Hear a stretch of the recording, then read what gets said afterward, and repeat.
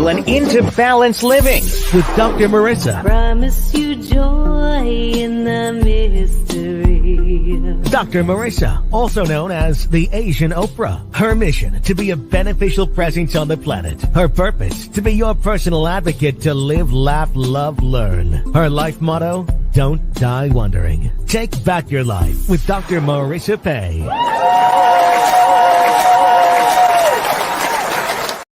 And welcome. You're tuned in to Take My Advice. I'm not using it. Get balanced with Dr. Marissa, the morning show here on KCAA, CNBC News, NBC News, and NBC Sports radio station, home to the Asian Oprah, AM 1050, FM 106.5 for your drive time to work, and then streaming everywhere. iHeartRadio, Spotify, Stitcher, iTunes, TuneIn, Amazon Music, Audible, Tiki Live, Rumble, Podchaser, JioSaavn, and about 28 other broadcast platforms. Why so many places? Because I want to maximize my splatter zone for more hope and happiness, because I'm on a mission.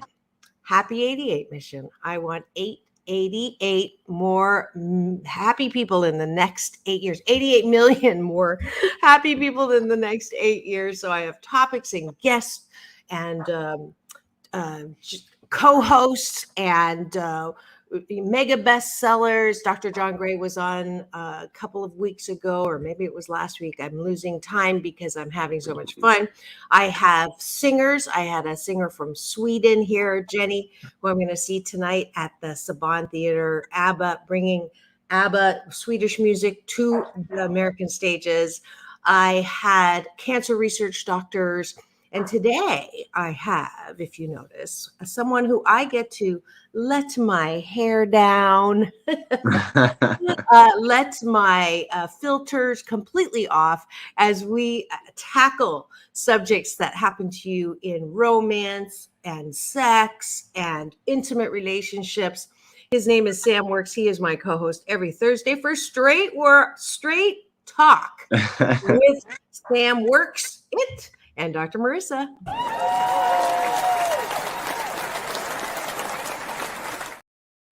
Good morning, Sam. Good morning, Dr. Marissa. How you doing? I'm doing good.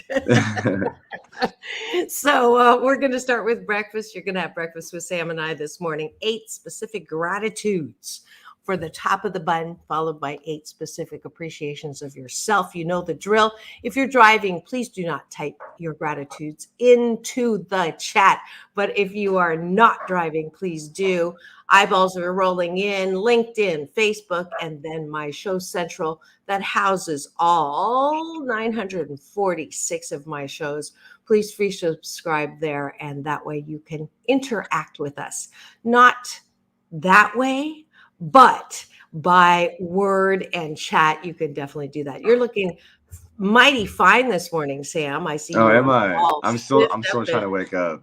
Well, it doesn't show. It doesn't show. So I'm grateful that my co-host looks footloose and fancy free this morning. Footloose, I like that. Yeah, with the good background and cute dimples. He's ready to go. I'm grateful for that. What are you grateful for?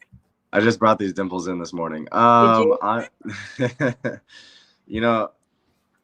so grateful for this weather. Yesterday was such a beautiful day. It was too good. It was too perfect. I really enjoyed it. So, yeah. Beautiful. California, it's great. Yes. I'm grateful that I get to move. You get to move. Where are you going? Yeah, I'm so excited. I'm staying in the same beautiful building. I still have a beautiful view, but guess what floor I'm moving to? The upper floor. Nope. Guess what number the floor is? 13. No, 88. 12. What's going on? There's no 88. There's no 88 floors. Okay. So what's my favorite number? 5? I don't know. What's my favorite number? I thought it was 88. Yeah, 8. 8. 8. 8. Okay, 8 floors. Yes. What floor are you on right now? 11. So you're moving down. I'm moving down because I have lived with the challenge of I've been sandwiched. Oh yeah. with folks that I don't exactly match with, and noise levels and all that. And so I finally, and we can talk about the expectation part, but I'm grateful that this is an appreciation. I appreciate that I know when to hold and when to fold. And so the hold helped this time. So I'm super delighted to, and it's going to be fun because I get to sort of spring clean, deep spring clean, and all those things that have been sitting in a closet for a long time that I never use. I'll have like a dollar sale here or something, and, just raise money for my nonprofit and just have a good time. I'm actually looking forward to the move, which is like weird, right? Who wants to? No one likes the move. I know I'm weird, but I'm so grateful that I have the option. Is it the same size or bigger? Same size. Same size. Actually, it's a little bit bigger. It's a little bit bigger. Better view because I'm closer to the water, which is hard to do. Have you been here? No, you gave me a tour, but I've never been to your place in Long Beach. So you're gonna have to help me move, and then you can see the old place. Is that how it works? That's cool. Sure, I love that. And if I find something along the way, I'll pick it up. Okay. All right. So that is what I'm grateful for. What else are you grateful for? I am grateful for all the new people that I get to meet every single day. I met a lawyer and a couple of chess players yesterday, and we all have different adversities in life, and I love listening and sharing our sides of the story. So beautiful.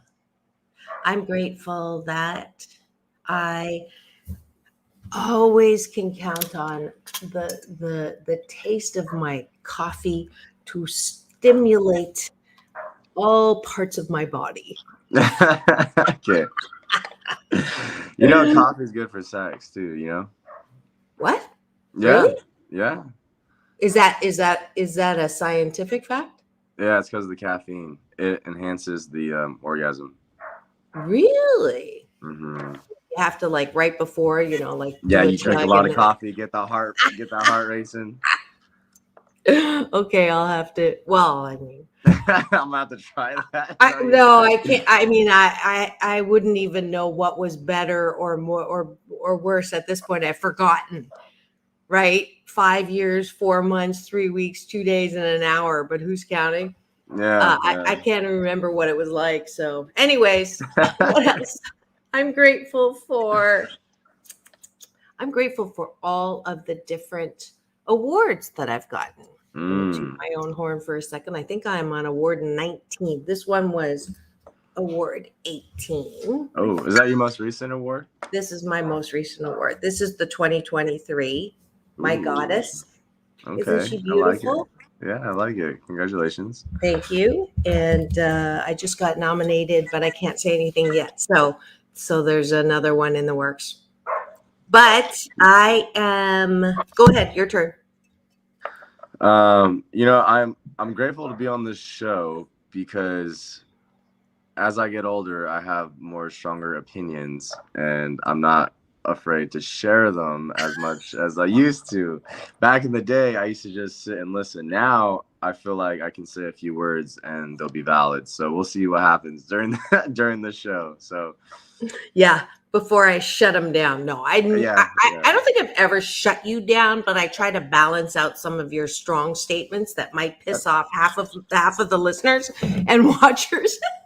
I mean, but you're not the only one. You're not the only one. I have another co-host who's just like both of you. The good news is you have no filters.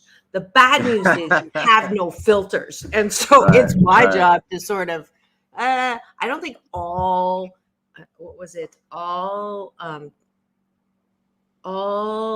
teachers are lazy, I think was the last one that I had to sort of.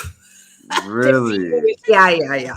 But I know I was thinking of Sam's mom too. I know she's listening right now. I know. So don't worry. I don't think she listened to that show, but I am grateful that I have a platform with which to highlight people, highlight topics, point out the good in the world, wrestle through, new word, wrestle through sticky things that we can smooth along the way of life.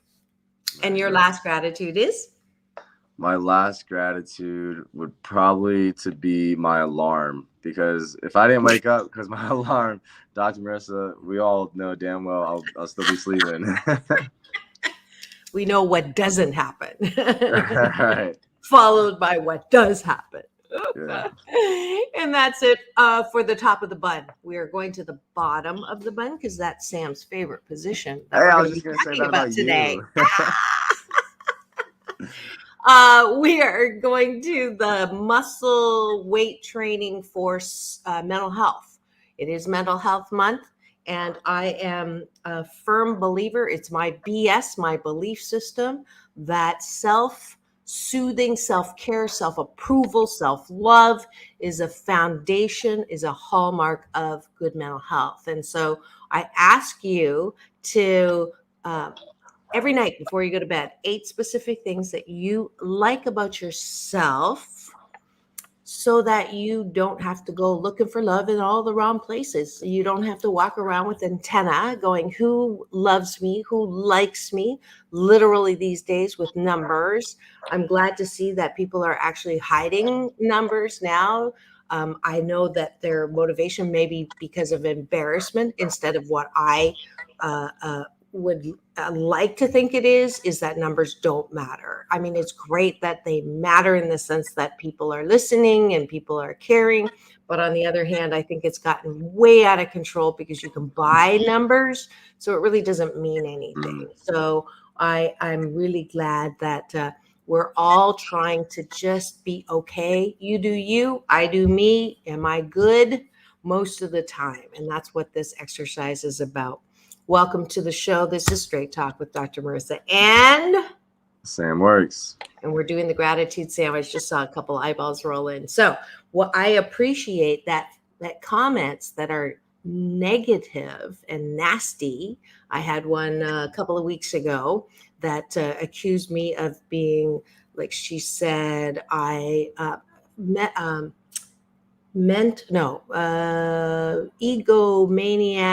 masturbation or something like that, something to that effect. And I was able to just go, okay, this is about you. This is not about me. And I rarely share on that group page, which I left because I just said it was my 11th year anniversary. And that was the response that I got. So, people are just gonna, what is that saying? The higher you go, or the more you shine, the more people will try to attack that. So I just, I listen to my big brother, Michael Bernard Beckwith, who, when I tell him things like that, he goes, welcome to the high life. Yeah, for sure. You must be doing something right. So yeah. I appreciate that I can roll with those sticks and stones. All right. Well, I am going to steal what you said earlier on the show, and I appreciate that I know when to hold them and when to fold them. Into different positions. Hey, we got to talk about that after the. I know. I'm skipping ahead as usual. All right. I'm skipping the foreplay. No, I'm skipping to the topic at hand, which is expectations, by the way, and positions, as you can tell. I appreciate that I have a constant stream of thought that I can share and have no fear around that. So I'm good. I'm good. Most of the time, I'm good. 88% of the time. That's right. I appreciate how I can, really communicate with other people. Because if you really can't, then, it's a tough life out there. And so communicating with other people and relating with other people, I think it's important. So I appreciate that I'm able to do that. Beautiful. I appreciate that I know how to laugh often and much, which is the opening line to Ralph Waldo Emerson's definition of success. So I'm successful because I know how to laugh often and much. Okay. Do you have a fake laugh? I'm sorry. Do you have a fake laugh? Ha ha ha. Okay. You used that on me once. No, I'm just kidding. I appreciate. It's almost like Fran Drescher's. Go ahead. All right. I appreciate that. I realize when I'm down in life, feeling like I'm starting to feel depressed or feeling low vibration, and I'm able to pick myself up before I really, fall off the cliff in some sort. So good vibration. yeah, that's a good song. Yeah. I appreciate that I love to sing. And I take just about every occasion to do so. And I've recently had to stop going to the tractor for milk, asking people who are in positions of power to approve of my voice or disapprove of my voice, and releasing myself from that setting. So I'm very appreciative of my ability to know again when to hold and when to fold. So I folded myself out of that. All right, and that is it for Breakfast with Dr. Marissa and Sam Works.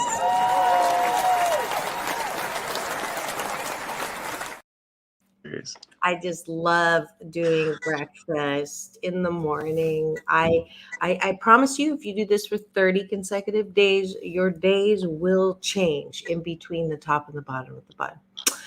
And to the topic at hand, do you want to read it? Do you want me to read it? I'm going to let you read it. You let me read it. If you loved me, you would... ...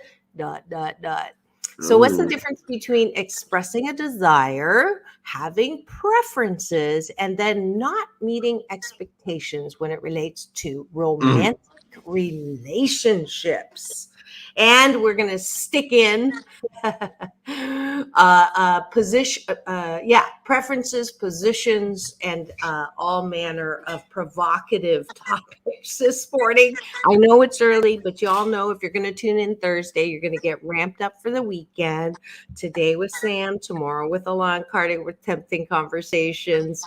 She went to Sugar Ray Leonard's fundraiser last night, so we're going to hear about what happened there. And it is Memorial Day weekend, so we can definitely ramp it up.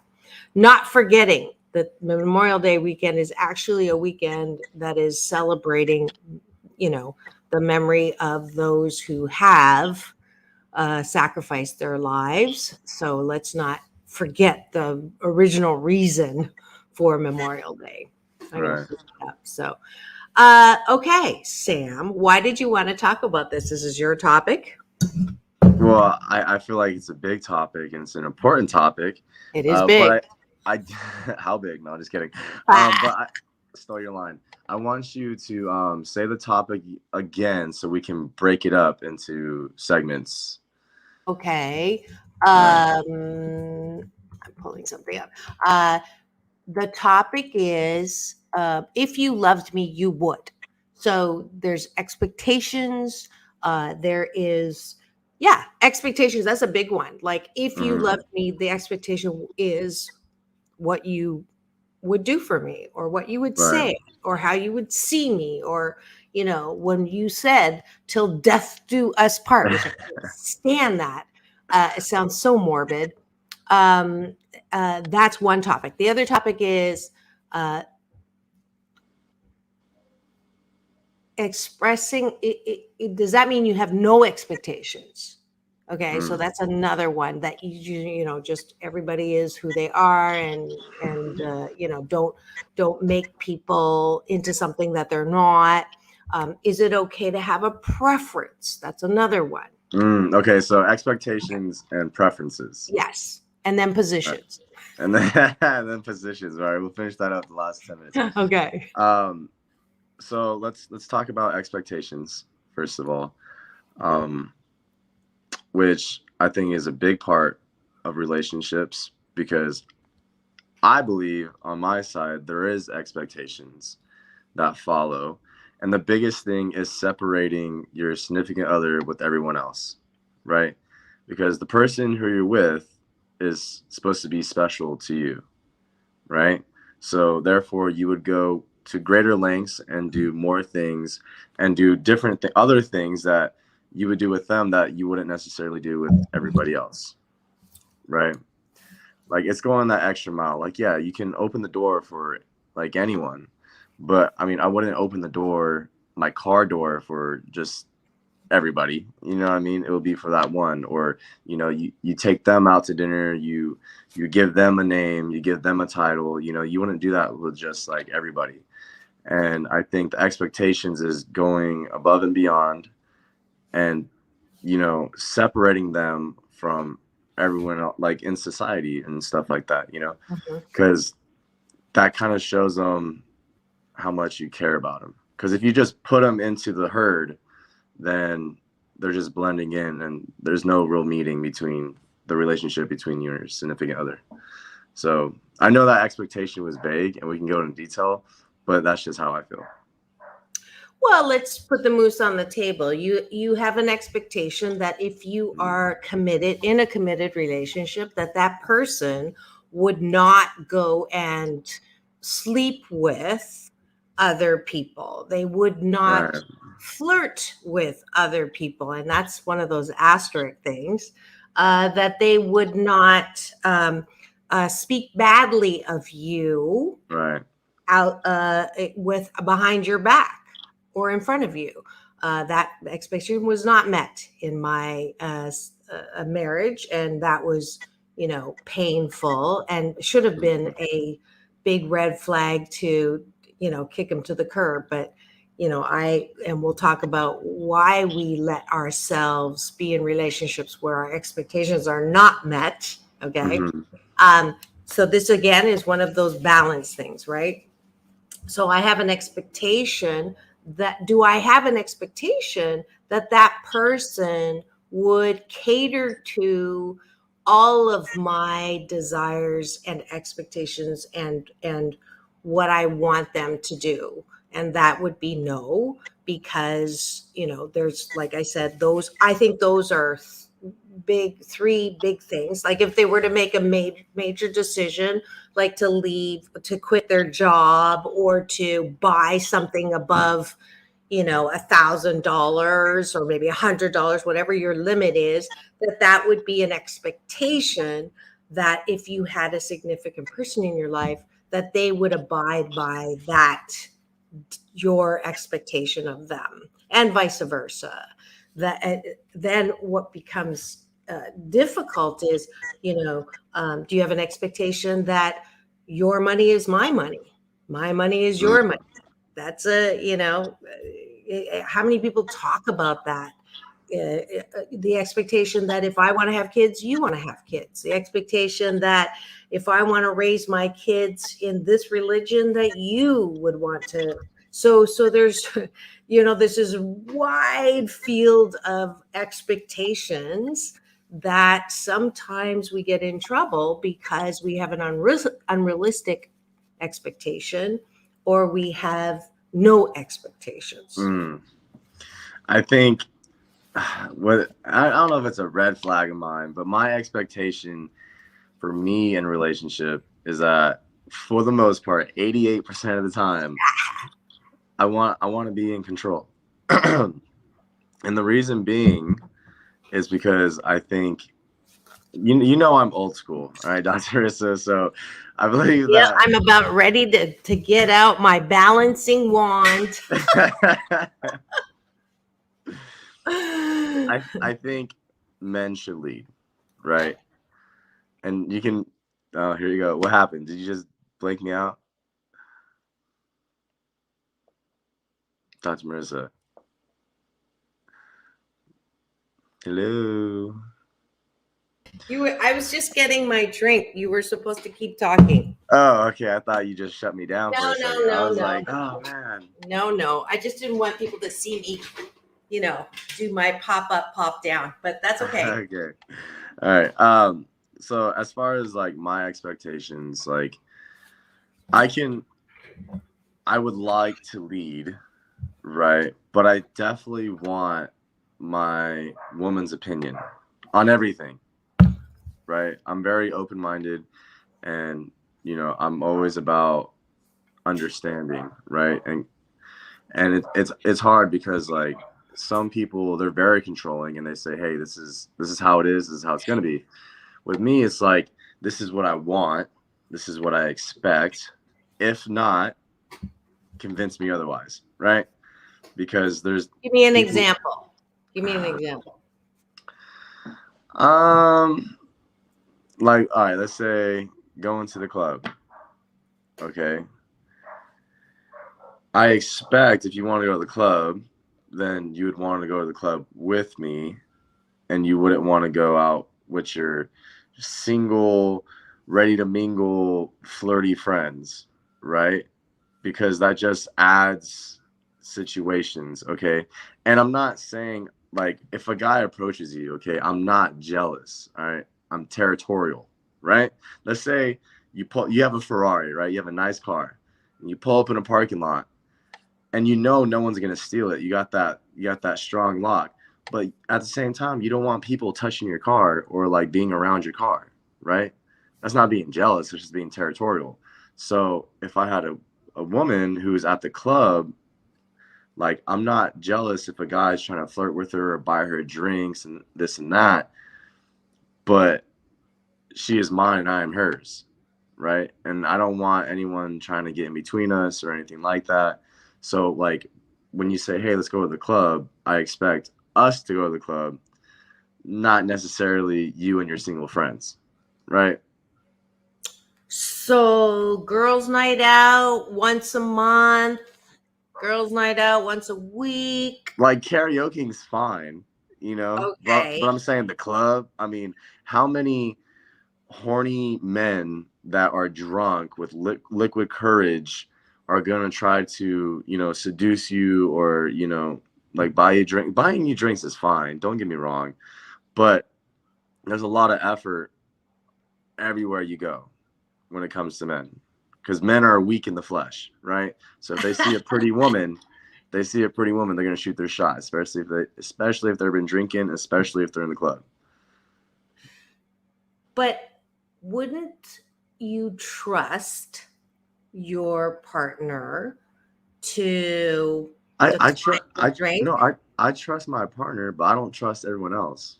Okay, but if you trust your partner to shut it down, then isn't it almost tangentially insulting to lay down a law that says you can't go to a club without me? Not with your single friends. Because but I know I'm secure. I know who I love. I know who I'm with. I know my man. Okay. And what happens when a guy touches you? You say, it doesn't matter if I have a man or not. Excuse me, this is not for public touching. Like how can I protect you if I'm not there? Like, I don't need protecting. I don't need protecting. I can just turn and give somebody a look. Maybe not you. Well, I don't know. I think there's a bigger thing here, pun intended. I think that the BS belief system, your old school belief system that women need to be protected, is what's on the line here. If a woman, I'm not saying she's a ball buster, but if there's a woman who is secure in who she is, who she's with, that she's in a committed relationship, to go out to a club with her single girlfriends, get approached by someone or get sent a drink, cannot say, thank you very much, I'm in a committed relationship, but thank you for the nod. I think that that's very it's a progression without crossing the line of women's owning their own power. And by continuing to think that a woman needs to be protected in a club setting is taking us back.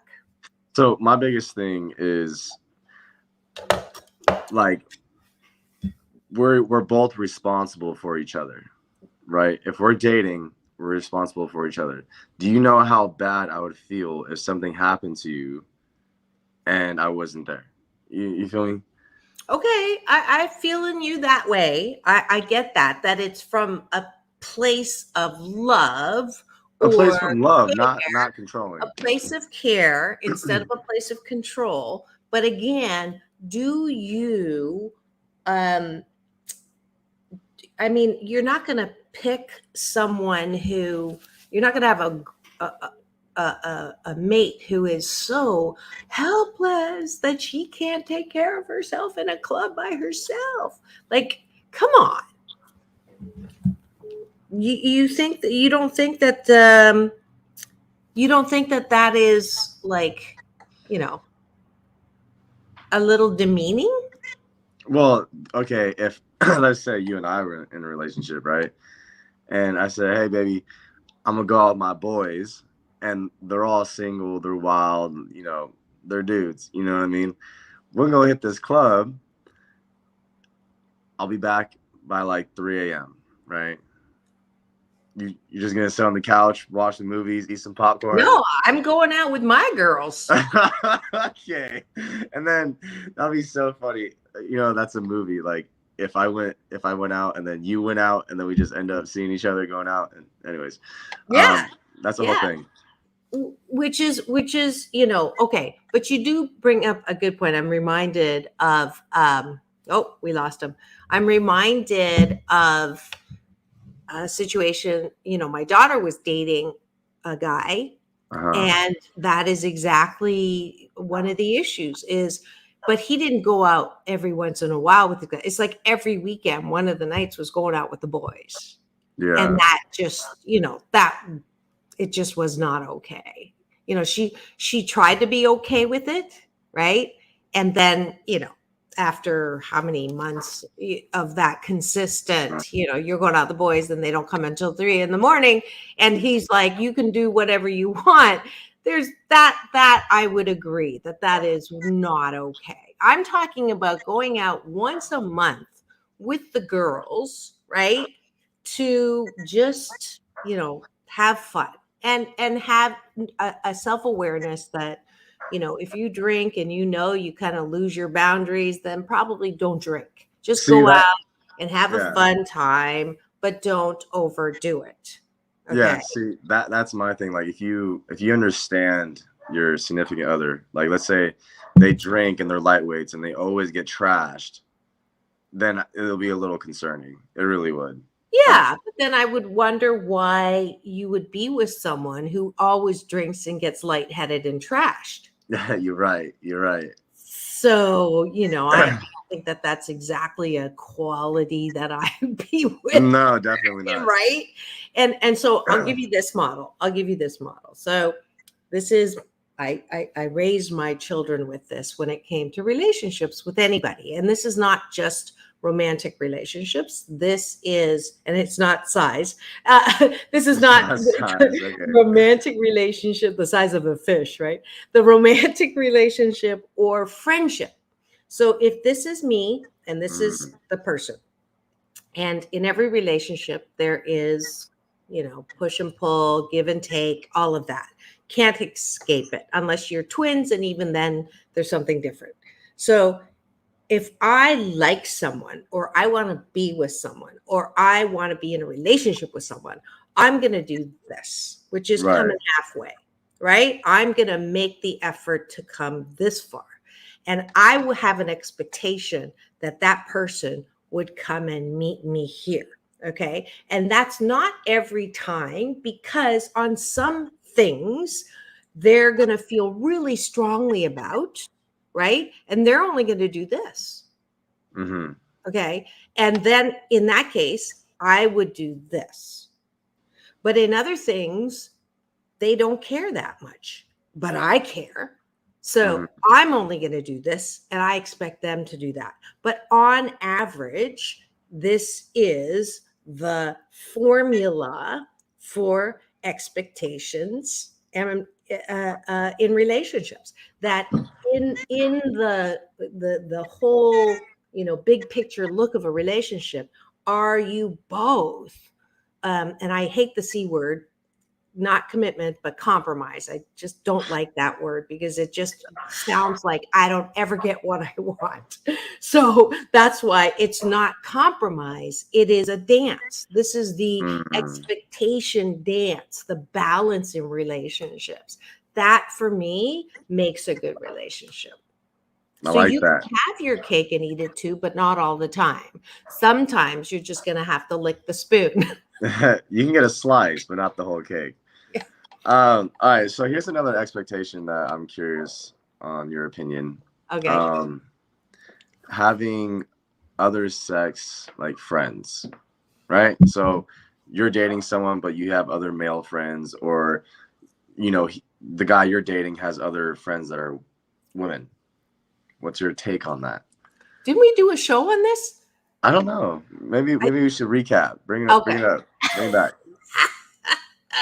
So my BS, my belief system is that if you're in a committed relationship, be very careful of the situations that you put yourself into.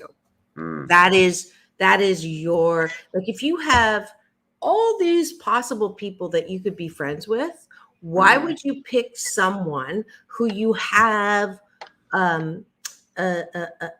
chemistry with? Because if you have chemistry with someone and it can be developed, even if you, oh no, they're in the friend zone. Friend zones can turn into relationships very easily. They're just waiting. Very easily, because what builds intimacy is time together, communicating together, talking about difficult problems, problem solving together. All of those develop glue, right? So if you don't want to be in a sticky situation, you might not want to choose those kinds of people to be friends with, because ultimately when you start complaining about your insignificant other with someone you have glue with, it's going to get sticky. It's going to get sticky on your end. It's going to get sticky on their end. How many couples have you known that end up with their best friend or their coworker or their boss or their, whoever it is that they have multiple interactions with, See, I'm not using fingers. I'm using full hands, but you get the drift. You get the drift, right? I get the drift. You get the drift. Last night it was funny. There's this chick, and she had a picture of like someone with her on her home screen. I was like, "Oh, is that your boyfriend?" She's like, "No, that's my friend. He's gay. Like, that's my gay friend." And like he kept blowing her up. Da da da. I was like, "Are you sure this guy's gay?" Like, I was like, "Guarantee you call him right now and tell him that you and your boyfriend broke up and you want him. He's gonna say yes." You know what I mean? Like, I told her, I was like, "Look, he's just waiting for the day. He's a patient guy. He has all the time in the world for you." And she was so shocked to hear that. And I was like, I can't tell you how many times it just ends up happening. Like all these guys, whether they say they're gay or not or whatever, they're just waiting. They're just waiting for that time. Like you said, they're patient. They problem solve with each other. They talk about problems together. But one of the things that stuck with me is what you told me like one of our first shows. And it was about like, okay, if you have problems with like your husband or your wife, and you ask them like, who do you go? Partner. Thank you. Like, who do you go to with these problems? And if it's not your partner, then you're doing it wrong. Like, you have to go to your partner with the problems. You can't go to somebody else. You can't go to your parents. You can't go to your friends. If you have a situation with your partner, you talk about it with your partner. And that is not a BS. That is not a belief system. That is that is like the law of the universe. That's how it should be. Like, yes. And there are going to be times where you don't feel like you can talk to your partner about it. And that in those cases, you have to ask yourself, what is the reason you can't go to your partner? Okay. So this is one of the things that Dr. John Gray talks about, is that women and men approach situations differently. And if you always are frustrated by your inability to communicate with your partner, one of the possible reasons is because what you want out of that conversation is completely different than what they want out of that conversation. So my best example about this is, usually for women, to solve a problem sometimes doesn't need a solution. We just want to vent. So when I was married and I would come back from work and I hit traffic and I hit this, or I had a situation at work, I just wanted him to listen to me vent, get it out, and then I'd be fine, right? I just wanted to let someone say, "Oh, I'm so sorry, baby," and "Oh, that must have sucked." But that's what I want. That's for me. That's how I solve my problem. For him, he was a gender difference man, and when he hears problems, his natural go-to is, let's solve the problem. Just figure it out. He would hear this and he would say, well, you should have left earlier. There's always traffic at that time. Or, well, why didn't you, reroute and use blah, blah, blah to get you home? And why did you put yourself in that position? That guy's an idiot, right? And so in his mind, he's helping me by problem solving what is, a problem for me. And you think I'm happy with that? No, it pisses me off more. So I elevate my piss offedness to the point where I'm like, I can't talk to you. So then I never tell him, and I walk in and I go, how was your day? It was great. Right. And then I get on the phone with my BFF guy and go blah, blah, blah, blah, blah, blah, blah. And they're like, oh, I'm so sorry to hear that. Oh, they know, for whatever reason, I didn't tell them that, but they do that. Guess who I'm going to solve the problem with? Guess who I'm going to talk to more?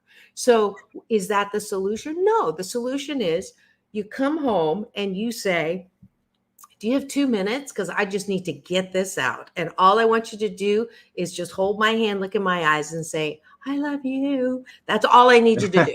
Right. And then counter to that is something I used to say to my kids when they would come with something. And I would say, do you want me just to listen, or do you want my perspective on this? And that way I knew what my kids needed. So it's a two, it's I like that thing, yeah, right? Yeah. So or I would say, do you want the answer that you want, or do you want the answer that I would give? You want me to lie to you? Or yeah. You want me to say the truth? Yeah. So I'm just inserting, as I like to do, a step between, go to your partner with your issue, or go and communicate. Because many times we have this expectation that if you ever hear someone say, well, if it were me, which has been a standard in American communication, American expectations, we have this golden rule, right? Who has the most gold rules? No. The golden rule says, do unto others as you would have to do unto you. That works great if the person is like you. But especially in gender differences, that person is not like you. And one of the downsides of feminism is we've tried to equate on all levels that men and women are the same. And that, we're no different. No. Yes, we deserve equal work, equal pay. No question about that. Yes, we have a right to vote. Yes, we have an opinion. But to say that we process and want the same things is to throw the baby out with the bathwater. We have more hormones. We have more estrogen. We have the ability to carry a child in us. We have, like, that is part of who we are, the nurturing part of who we are. Please don't take that away from me. You know, we are sensitive. We are vulnerable. We're made that way so that we're really good baby makers. Right. So and for me, this has been a personal thing.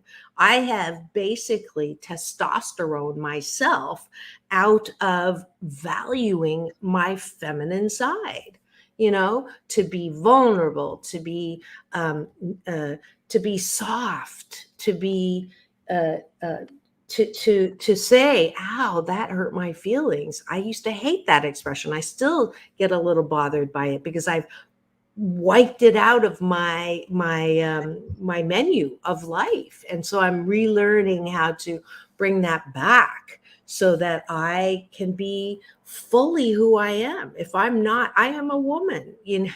I am in that category where I've wanted so much to not be seen as the diminutive, one step down a woman to being equal or superior, that I've forgotten that I am, a woman. So you said that you've basically lost your femininity. Yeah, in some ways, I was told I lead with my testosterone. So when I go into situations, it's a natural thing to, I'm a brand, right? So when someone says, "What do you do?" I mean, I do my blah, blah, blah, blah, blah, because that's who I am. And, the things that I do, what a guy does, right? A guy takes pride in his position, in his power, in his accomplishments. They have no problem saying, "This is who I am," right? Nobody questions that. And it's a way of getting respect, right? This is what I've accomplished. I do that. And as a result, if you're a man and you're looking for someone to look good too, and I present with all of my truth, which is the truth, what I've accomplished and who I am, it's not a glue for a guy. And I say, well, I want a guy who has accomplished and it is achieved and is my equal. But for men, I'm playing with this idea that they don't necessarily want an equal, and there's nothing wrong with that. Like, I've been blaming men that they can't step up, but really, for a man, wherever he is, he wants to feel that he has a place where he is looked up to. That's what most men want. Right? Sure, not all men, for sure. but most men want. And how can they do that with me when it's it's more work? It is. Right? So that's where, my last date was someone who said, "I don't mind being priority 2 or 3, but priority 10, I don't want that." And good for him. I wouldn't want to be with someone who I am priority 10 with too. Right? So then who's adjusting? I have to adjust that. I used to chafe when Dr. Pat Allen, who came every Valentine's, would say, when people ask you what you do, say a little this or that. And I'd be like, what? I worked hard to get to where I am. For my title, yeah. Yeah. And now I understand. I don't like it, right? But I do understand where a guy doesn't want to feel like they're in competition with a woman. No, they don't. Right? And No, they don't. I don't want to either, right? I say that all the time. I don't want to be in competition, which is why I don't date people in my field, because that's a natural, how much do you make in a Right. motivational speaking? I don't want to have a bigger platform than they do. So what he's saying is, you're up here, but when you meet a guy, he wants you to bring yourself down here and humble yourself a little bit so the guy can feel more comfortable with you, because you're not as much of a competition, or he doesn't see you as I guess a competition, right? Yeah. I mean, he doesn't. It is. I think that the strategy, which it sounds horrible because I am who I am, for God's sakes, right? I mean, you just Google. I mean, I can't pretend that I'm not who I am. But when I first meet someone, I think their point is, let the glue, right? Let there be a little time, because a man wants to be heard the same way a woman wants to be heard, but they want to feel like they are important, right? And that it's more difficult to feel like they're important if they're looking at all the things that you are, right? They want to be able to. So, case in point, instead of saying, like, who are you? I tried that speed dating, right? Right. And so as soon as they say, so what do you do? And then I do my blah, blah, blah, right? And they're like, wow, right? Which is a guy's thing, right? You want to be able to say something where the woman's like, wow. And that makes a man feel good, right? And that's what they're looking for. So if I don't give the opportunity, then I'm missing the connection. So let them do that. So it's not demeaning myself. Just don't, let it all out there. Nah, it's because you're just out of everyone else's league, Dr. Marissa. No. And that's the part where I get really sensitive about, because I don't want, to have that, whatever that woman said. It's all, God, what a big ego. Blah, right? See, because like, what is she doing in her life? You know what I mean? I wouldn't say it's an ego. It's taking pride, right? Mm-hmm. Like in the morning when you say, I love my life, that's not, that's fulfilling yourself, because you do love your life and you worked hard for what you've done, and it's not bragging and it's not complaining, it's just expressing yourself, and you get to do it, you earn what you got, right? So thank you. Yeah, it's a personal thing too. Like, if I, there's gratitude. It's a balance thing. Where does the ego stop and the shine your light begin, right? Let go of my ego, but really you have to have some self, a glue to be able to shine your light. So where does ego, and what's wrong with having a big ego? That's another thing. We're not going to have time. Maybe we talk next week about egos and relationships. I like that. Right? I like that. I mean, because really that's what we're talking about. People say egos are horrible. I don't know. There's a part of me that thinks you have to have a healthy ego. If you want to really be successful, you have to have a healthy, you can't care so much what people think about you. For sure. But anyways, we're out of 30 time. seconds. And I know Paulie's like, thank you so much for joining us today. It has been a great, scintillating episode as usual with Straight Talk with Dr. Marissa and Sam Works. Here on Take My Advice, I'm Not Using It. Get Balanced with Dr. Marissa, the morning show on KCAA, the station that leaves no listener behind. Remember, it's all about balance. Peace in, peace out, world peace through, inner peace. Come to my class on Saturday at 10, Balance Tai Chi Gong. Friday night, get happy hour with me online. Go to drmarissa.life. Now go and have the best day ever.